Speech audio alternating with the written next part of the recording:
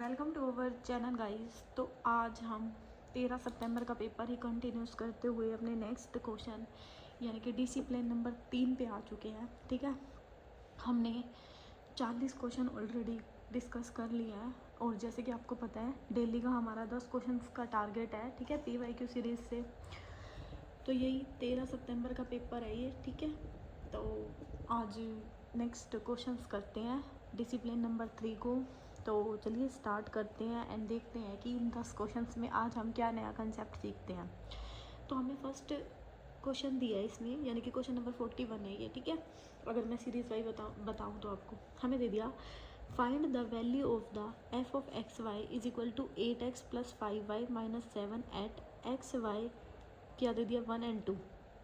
ये आपकी सिंपली क्या दे दी, पोलिनोमियल में फंक्शन दे दिया। और मैंने आपको ऑलरेडी कल कराया था, मतलब एक क्वेश्चन और आया था इसमें लास्ट वीडियो में, जब भी मैंने आपको बताया था कि जब पोलिनोमियल में कोई आपका फंक्शन आता है ना, सिंपली आपको क्या करनी होती है, वैल्यू पुट करनी होती है। यानी कि x की जगह आप क्या पुट करोगे 1 एंड y की जगह क्या पुट करोगे 2। तो इस फंक्शन में आप वैल्यू पुट कीजिए 8 × 1 + 5 × 2 माइनस में 7 and you will get the answer is 8 plus का 3 इज़ 11। Your answer is 11। तो ऑप्शन नंबर आपका कौन सा हो जाएगा ए। ठीक है, 11 आपका क्या हो गया आंसर। होप तो आपको ये क्वेश्चन समझ में आया। सिंपली कुछ नहीं था, बस इसमें वैल्यू पुट करनी थी आपकी। ठीक है, नेक्स्ट क्वेश्चन हमें दिया है इसी में ही, the divergence of a vector field A is equal. हमें नेक्स्ट क्वेश्चन दिया है the divergence of a vector field A is always equal to 0 if the vector field A can be express as. हमें यहाँ पे ये questions क्या दिया है कि जो हमारा जो डाइवर्जन ऑफ वेक्टर फील्ड है ना, वो क्या होता है 0। Got it. अब इसमें इसके कहने का क्या मतलब है इस क्वेश्चन का, ये सिंपली ना आपका एक रिजल्ट होता है वेक्टर फील्ड में कि जब divergent of vector field zero होता है ना, ये सिंपली अगर हम एफ को मैं ए से डिनोट करूँ, ये vector field 0 divergent of vector field, तो जो हमारा ए होता है ना, ए वेक्टर फील्ड, वो हमारा होता है curl of A. Got it. ठीक है, ये सिंपली क्या होता है आपका रिजल्ट होता है। तो यहाँ पे आपका देखिए the diversion of vector field, क्या ये डाइवर्जन ऑफ वेक्टर फील्ड होगा। The curl of vector field, yes ये आपका क्या होगा curl of vector field. The divergent of any scalar field, gradient of the scalar field. ये ऐसा कुछ नहीं है, इसमें सिंपली आपका रिजल्ट है कि जब आपका डाइवर्जेंट ऑफ वेक्टर फील्ड 0 होगा ना, तो if the vector field A can be express है, तो हम एक वेक्टर ए, जो वेक्टर फील्ड ए लिया है, जो जिसको मैंने एफ नाम दिया था, लेकिन यहाँ पे आपके क्वेश्चन में ए दे रखा है, तो जो ए होता है ना हमारा, वो क्या होता है curl of the vector field. Got it. ठीक है, ये सिंपली रिजल्ट है, इसको लर्न करना है आपको। नेक्स्ट हमें दिया है for the function to be Riemann integral what will be the condition in the term affecting the power series. ये सिंपली आपकी ना रीमान इंटीग्रल की डेफिनेशन पूछी हुई है कि जो हमारा रीमान इंटीग्रल है, मतलब कब होता है कोई भी फंक्शन हमारा रीमान इंटीग्रल कब होता है। तो सिंपली ये आपका रिजल्ट होता है जब आपका upper integral and lower integral क्या होते हैं इक्वल होते हैं, तब हम बोलते हैं कि जो हमारा कोई भी फंक्शन है वो क्या होता है हमारा रीमान इंटीग्रल। ठीक है, अगर यहाँ पे खाली लोअर इंटीग्रल का पूछता तो इसको हम इनफ्रीमम में लेते, अपर का पूछता तो इसको हम सुप्रीमम में लेते। होप सो जिसने थोड़ा सा भी रीमान इंटीग्रल पढ़ा हुआ है उसको ये चीज़ समझ में आई।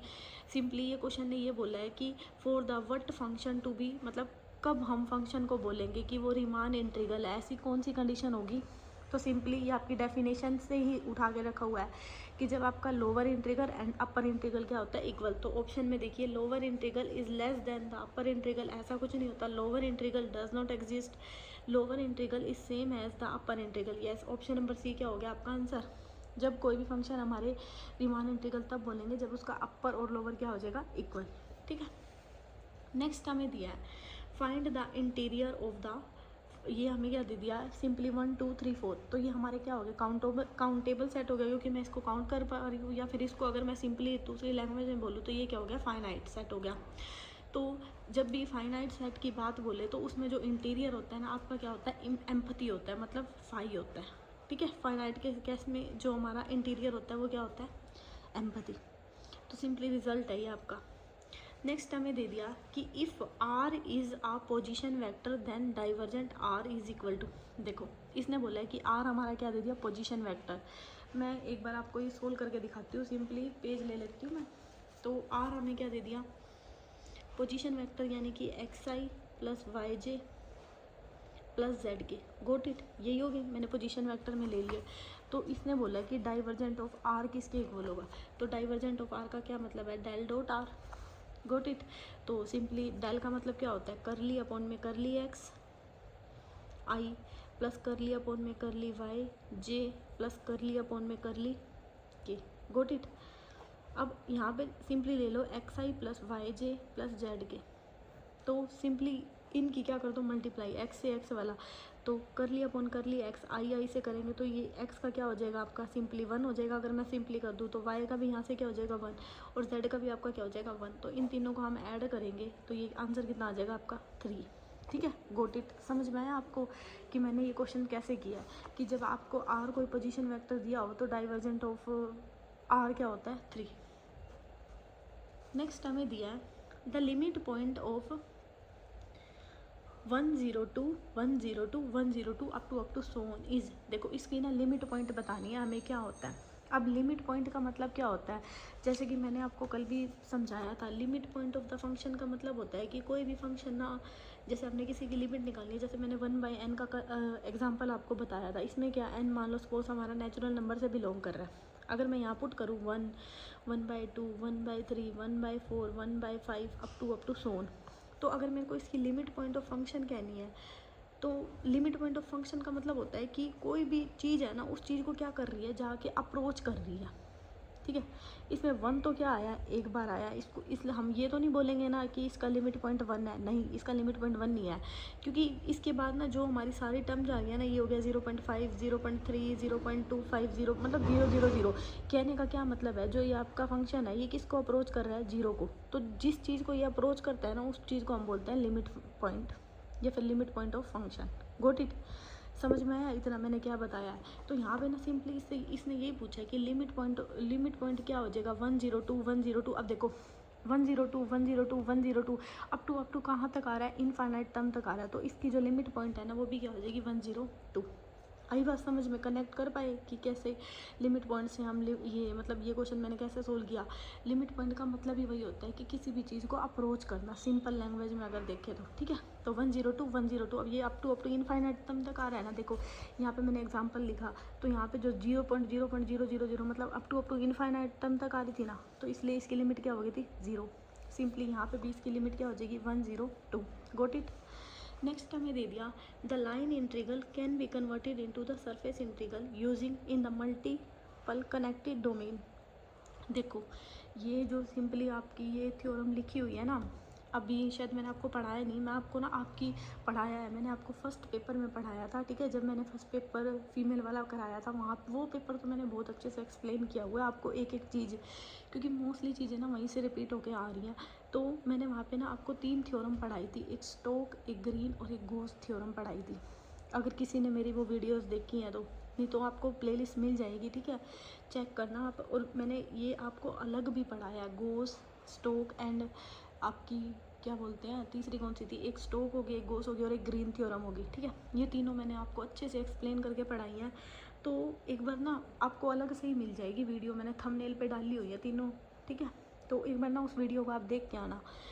उस वीडियो को देख के आओगे ना तो आपको समझ में आ जाएगा इसका आंसर क्या आया, इसका आंसर ग्रीन थ्योरम कैसे आया। ठीक है, फिर भी मैं यहाँ पे थोड़ा सा आपको एक्सप्लेन करती हूँ। ये जो line integral to surface integral है, ये जब भी आपको ना लाइन इंटीग्रल से सरफेस इंटीग्रल की बात दे, या तो आपकी जाएगी स्टोक थ्योरम या जाएगी आपकी ग्रीन थ्योरम, क्योंकि सैंडविच का कोई मतलब नहीं होता है। सैंडविच थ्योरम हमारी क्या कहती है, F of X less than G, मतलब H of X less than G of X, क्योंकि सैंडविच का मतलब ये होता है कि जब ये एल को अप्रोच करती है ये एल को, तो ये भी एल को अप्रोच करेगी। तो सैंडविच में तो ऐसा कुछ सरफेस का आया ही नहीं। ठीक है, रीमान फंक्शन कौन सा होता है, रीमान इंटीग्रल बोल लो या रीमान इक्वेशन बोल लो, जिसमें हमारे अपर एंड लोअर का केस आता है, तो इसमें इसका भी कोई नहीं जा रहा। ठीक है, ऑप्शन से अगर मैं आपको बता रही हूँ बेयर सैंडविच, ये इसी का ये क्या आ जाता है, एडवांस फॉर्म हो जाता है। तो ये तीनों तो किसी भी तरीके से नहीं है, बच गई यहाँ पे क्या, ग्रीन थ्योरम। आप इस टाइप से भी देख सकते हो अगर आपको थोड़ी सी नॉलेज है तो इन थ्योरम्स की। ठीक है, बाकी जितने ज़्यादा पेपर करोगे, प्रैक्टिस करोगे ना, आपको समझ में आने लग जाएंगे कि क्वेश्चंस में ऑप्शन को मतलब किस तरीके से एलिमिनेट करना होता है। ठीक है, बट ये है कि आपको भाई प्रैक्टिस तो करनी पड़ेगी, दबा के प्रैक्टिस करनी पड़ेगी, तब जाके ना आपको चीज़ें समझ में आएगी कि मैं कैसे कर रही हूँ, ठीक है। तो सारा खेलना भी प्रैक्टिस के ऊपर है। तो यहाँ पे ये थ्योरम क्या आ गई, ग्रीन थ्योरम। अब मैं आपको ना थोड़ा सा ग्रीन थ्योरम के बारे में बताती हूँ। ग्रीन थ्योरम क्या बोलती है? ग्रीन थ्योरम ना आपका सिंपली देखो ये होता है, इसको याद कर लेना क्योंकि सारे पेपर में आई हो। कर ली F2 अपॉन में कर ली x माइनस कर ली F1 अपॉन में कर ली y, ठीक है। यहाँ से आपका क्या हो जाएगा, dx dy is equal to, ये हमारा किस पे चलता था, ये मतलब इसमें ना पता क्या होता था, ये भी हमारा ना f डॉट x पे चलता था, जैसे कि हमारा यहाँ पे आपकी चलती थी F1 dx plus F2 dy, ठीक है। ये आपकी क्या होती थी, ग्रीन थ्योरम होती थी। तो इसमें ग्रीन थ्योरम में हमारा क्या होता था, इसमें ना कुछ बातें हैं थोड़ी थोड़ी, मैं ना आपको बताती हूँ अच्छे से, आप ना उनको लर्न कर लेना, होती है इनमें ये सारी चीज़ें, क्योंकि आपको फिर मतलब अभी तो जैसे हमने सेकंड पेपर ही करा है तो वो मतलब सारे पेपर में ना, या फिर आप 2024 के पेपर भी देखोगे उसमें भी ये बातें एक्सप्लेन हुई, मतलब आपकी रिपीट हुई हैं, ठीक है, कहने का मतलब है। तो आपको ना ग्रीन थ्योरम पता होनी चाहिए। तो इसमें जो हमारा F1 और F2 होता है ना, वो क्या होता है, हमारे कंटिन्यूस होते हैं। गोट इट, ये वाले F1 F2 हमारे क्या होते हैं, कंटिन्यूस फंक्शन होते हैं। और इसमें क्या होता है, ये जो हमारा होता है ना, जैसे कि अब मेरे को इसमें पता कैसे चला, ग्रीन थ्योरम है, ये लाइन इंटीग्रल से किस में जा रहा है, सरफेस इंटीग्रल। ये देखो इसको या तो वो मान लो R मान लो या फिर S मान लो कि सरफेस इंटीग्रल, या फिर इसको हम बोलें क्लोज इंटीग्रल या फिर line integral over the curve R F1 dx plus F2 dy is equal to surface integral, ठीक है, सरफेस इंटीग्रल कर ली F2 अपॉन कर ली x माइनस कर ली F1 अपॉन कर ली y dx dy। ये हमारी क्या बोलती है, ग्रीन थ्योरम की स्टेटमेंट बोलती है, ठीक है। F1 और F2 हमारे क्या होते हैं, कंटिन्यूस फंक्शन होते हैं। और कर ली F1 अपॉन x, कर ली कर ली F2 अपॉन में कर ली x एंड कर ली F1 अपॉन में कर ली y। ये हमारे क्या होते हैं, पार्शियल कंटिन्यूस फंक्शन होते हैं। Got it. एंड इसमें क्या होता है, इसमें ना हमारा मल्टीपल कनेक्टेड, ये बातें ना आई हुई हैं क्वेश्चंस में, तो इनको ना मतलब क्योंकि ना जैसे ना अगर आप ना सिंपली अगर इसको करते हो ना, जैसे the line integral convert into the surface integral, ये बात ना स्टोक में भी चलती है अगर आपने स्टोक थ्योरम पढ़ी है तो। क्योंकि स्टोक थ्योरम भी ना हमारा लाइन को सरफेस में कन्वर्ट करता है। उसमें हमारा क्या हो जाता है कि आपका ना line integral over the curve F, जिसमें उसमें एफ डॉट डी आर, ठीक है, इज इक्वल टू होता है हमारा curl of N D S, ठीक है। ये सरफेस इंटीग्रल में, क्योंकि ये हमारी ना स्टोक भी बोलती है, तो कहीं आप ना रट्टा मार लो कि लाइन से सरफेस में, तो यहाँ पे ना आप रट्टा मत मारना, लाइन से सरफेस में जाता है तो ग्रीन होता है, नहीं स्टोक भी होता है। तो इसलिए मैं बता रही हूँ, इसमें ना मल्टीपल कनेक्टेड सेट होते हैं, डोमेन होती है इन आर में, ठीक है। इसमें थोड़ा थोड़ा हिंट होता है, अलग अलग चीज़ें होती हैं, तो आपको होप सो इन चीज़ों को याद करो। और इसमें क्या होता है, ये 2 से 2D रीजन में जाता है, और जो हमारा स्टोक होता है ना, वो हमारा 2 से 3D स्पेस में जाता है। ये बातें ना आपकी इट आपको समझ में आई होगी कि ग्रीन थ्योरम हमारी क्या होती है एक्चुअली, और मैंने आपको डिफरेंस भी बता दिया ग्रीन एंड स्टोक में, ठीक है। अब नेक्स्ट क्वेश्चन करते हैं अपना। हमें नेक्स्ट क्वेश्चन दिया है कि in which case improper integral become equal to the Riemann integral. तो अब इस क्वेश्चन में क्या बोला है कि आपका जो इम्प्रॉपर इंटीग्रल है ना, कब रीमान इंटीग्रल बन जाता है। तो पहले तो आपको इम्प्रॉपर इंटीग्रल के बारे में पता होना चाहिए कि मैंने फर्स्ट पेपर में भी करवाया था, वहाँ पे भी ये चीज़ें आई थी आपकी, इम्प्रॉपर इंटीग्रल, ठीक है।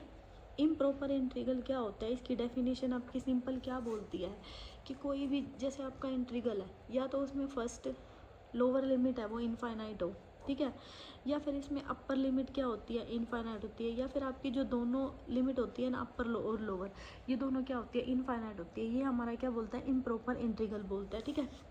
और सेकंड आपका इसमें बोला है रीमान इंटीग्रल। रीमान इंटीग्रल आपका क्या बोलता है, ठीक है, इसलिए मैं आपको कह रही हूँ, आपको ना इन सब की डेफिनेशन पता होनी चाहिए। अगर आपको इनकी डेफिनेशन पता है ना, तो आप इजी वे में इन क्वेश्चंस को अटैम्प्ट कर लोगे, ठीक है, जो हमारे मतलब ये कंसेप्ट के थ्रू वाले होते हैं।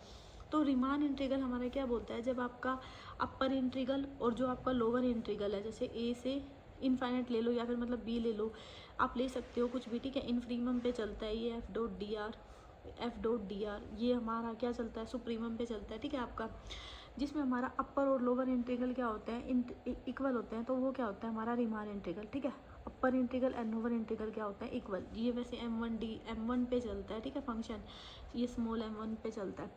तो यहाँ तक समझ में है आपको क्वेश्चन में ये क्या बोला गया है, कि इन विच केस इम्प्रॉपर, अब इसने बोला है कि जो ये इम्प्रॉपर इंट्रीगल है ना, ये कब हमारा रिमान इंट्रीगल होगा। तो ये सिंपली ना आपका क्या होता है, एक स्पेशल केस होता है किसका, लेस की इंट्रीगल का। ये बस रिजल्ट होता है आपका, अगर आपने इम्प्रॉपर रिमान इंट्रीगल थोड़ा बहुत पता है तो इसमें क्या होता है आपका, ये भी सिंपली ना एक रिजल्ट होता है आपका कि इम्प्रॉपर इंटीग्रल रिमान इंटीग्रल तब बोलेंगे इन अ स्पेशल केस ऑफ, जब ये इक्वल होंगे ना, कब होंगे, ये स्पेशल केस होता है, इस चीज़ को हम क्या बोलते हैं, less and work integral. Got it. ये कुछ नहीं होता सम टाइम डिफरेंट, इसमें तो चलता ही नहीं है, क्योंकि इसमें तो इंटीग्रल का मेन पार्ट चलता है, तो डिफरेंशिएबल का तो कोई मतलब ही नहीं है, नेवर पॉसिबल ये भी चीज़ नहीं है, अक्कर सम हाउ ये कुछ भी नहीं है, तो ये सिंपली होता है। ठीक है, तीनों ऑप्शन देख के तो ऐसे ही लग रहे हैं, ऐसा कुछ होगा ही नहीं। नेक्स्ट हमें दे दिया which of the function contain odd term in the expansion of the Taylor series. अब हमें बतानी है कि इनमें से जो कौन सी सीरीज़ है ना उसमें टेलर एक्सपेंशन चलती है ओड टर्म पे। तो इसके लिए ना आपको क्या है, इस क्वेश्चन को करने से पहले आपको ना, क्योंकि ऑप्शन में देखो कोस साइन साइन कोस, तो आपको ना सिंपली कोस और साइन की ना एक्सपेंशन पता होनी चाहिए क्या होती है। ठीक है, कोस की एंड साइन की, सबसे पहले आपको ये चीज़ माइंड में होनी चाहिए कि इन दोनों की एक्सपेंशन क्या होती है, तभी हम टेलर सीरीज़ को क्या कर पाएंगे, अच्छे से उसको एक्सप्लेन कर पाएंगे। देखो इसकी ना याद करने की क्या ट्रिक होती है, कोस का सीधा मतलब है ये हमेशा इवन पावर पे चलता है। ठीक है, और साइन है ना, साइन हमारा चलता है ओड पावर पे। Got it. ये मतलब इसका यूँ मान लो, ट्रिक मान लो, या फिर मतलब ऐसे ही याद कर रखी है मैंने तो। ठीक है, आप भी ऐसे याद कर लो तो कभी नहीं भूलोगे। ये इवन पावर पे चलती है। इवन का मतलब क्या होता है, एक्स की 0/0 का फैक्टोरियल, और साइन इसमें क्या चलते हैं, दोनों में अल्टरनेट साइन चलते हैं। Got it. माइनस में एक्स की 2/2 का फैक्टोरियल प्लस एक्स की 4/4 का factorial minus up to so on. Got it. और ये हमारा किस पे चलता है, ओड पावर पे, यानी कि एक्स की 1/1 का फैक्टोरियल माइनस एक्स की 3/3 का फैक्टोरियल प्लस एक्स की 5/5 का फैक्टोरियल अप टू सोन। अब इसने क्या बोला है कि which of the following contain odd term, हमें ओड टर्म एक्सपेंशन बतानी है। यहाँ पे एक्स स्क्वायर दे दी, पहले इसको चेक करते हैं एक्स स्क्वायर का क्या मतलब होता है। देखो कोस एक्स का स्क्वायर, बस यहाँ पे एक्स थी ना, आप कोस एक्स स्क्वायर, इसका स्क्वायर करेंगे तो ये तो सिंपली यही रहेगा, इसका स्क्वायर करेंगे, यानी कि देखो इवन पावर का हम जब भी स्क्वायर करते हैं हमेशा क्या आती है, इवन पावर आती है। तो यहाँ से तो कंफर्म हो गया, ओड वाली तो आएगी नहीं, इसलिए ये ऑप्शन क्या होगा आपका, कैंसिल। अब साइन एक्स स्क्वायर देखते हैं। अब यहाँ पे ना साइन क्या बोला है, एक्स की जगह क्या है आपका एक्स स्क्वायर, तो यहाँ पे एक्स की क्या हो जाएगी 3/1 का फैक्टोरियल, पावर देखनी है। ठीक है, अब यहाँ पे भी एक्स की 3 तिया क्या हो जाएगा आपका 9, क्योंकि 2 पावर है ना, सॉरी यहाँ पे 2 पावर है, मैंने 3 देख ली। मतलब एक्स का क्या करना है स्क्वायर, तो इसका स्क्वायर करेंगे तो यहाँ पे कितना हो जाएगा 2, और यहाँ पे जब 2 का करेंगे तो 6, यहाँ पे 10, यानी कि 2 से क्या आ रही है, पावर इवन आ रही है। तो ये भी नहीं, क्योंकि इसने बोला कौन सी ओड टर्म एक्सपेंशन है, समझ रहे हो ना क्वेश्चन को। तो यहाँ से ये ऑप्शन भी क्या हो गया आपका कैंसिल। अब साइन एक्स क्यूब देखते हैं। अब क्यूब करेंगे ना, देखो जब मैं यहाँ पे 3 लगाती हूँ पावर 3, तो 1 की 3 करेंगे तो एक्स की 1 का फैक्टोरियल, 3 की 3 करेंगे तो क्या आ गया 9, नीचे 3 का फैक्टोरियल। अब इसकी 3 मतलब इसका भी स्क्वायर कर, इसकी भी 3 पावर करते रहना। अब यहाँ पे इसकी मैं 3 करूँगी तो क्या आ गई 15 पावर आ गई, यानी कि हाँ यहाँ से मेरे को क्या कंफर्म हो रहा है कि ओड पावर आ रही है। ठीक है, लेकिन हम एक बार ऑप्शन नंबर 4 को और चेक कर लेते हैं। अगर ये हमारा फॉल्स हो सकता है ना, तो ये हमारा ऑप्शन ठीक हो जाएगा। ठीक है, अब कोस एक्स की क्यूब देखते हैं, कोस एक्स की क्यूब, इसको चेक करते हैं। अब मैंने जब ना यहाँ पे 3 पावर डाली, तो मतलब इवन को जब हम ओड से मल्टीप्लाई करते हैं इवन आता है। अगर थोड़ी सी नॉलेज भी है तो आपको इन सब चीज़ों की, तो सिंपली मेरे को यहाँ से दिख गया ये तो 0 ही रहेगा, 3 दूनी 6, 4 तिये 12, तो ये पावर भी क्या आ रही है, इवन आ रही है। तो यहाँ से भी ऑप्शन आपका नहीं बन रहा, तो ऑप्शन नंबर सी क्या हो जाएगा आपका करेक्ट। होप सो आपको ये सीरीज़ से ये क्वेश्चन करना आया। ठीक है, मैंने बिल्कुल ईजी वे में ही बताया है। सो यहाँ पे हमारे 10th क्वेश्चन क्या होते हैं, कंप्लीट होते हैं। होप सो आपने कुछ नया सीखा। अगर भाई वीडियो पसंद आ रही है एंड अच्छा लग रहा है एंड ये लग रहा है कि कुछ सीख रहे हो, तो वीडियो को लाइक कर देना एंड कमेंट करके भी बताना। ठीक है, so thank you so much for watching my video.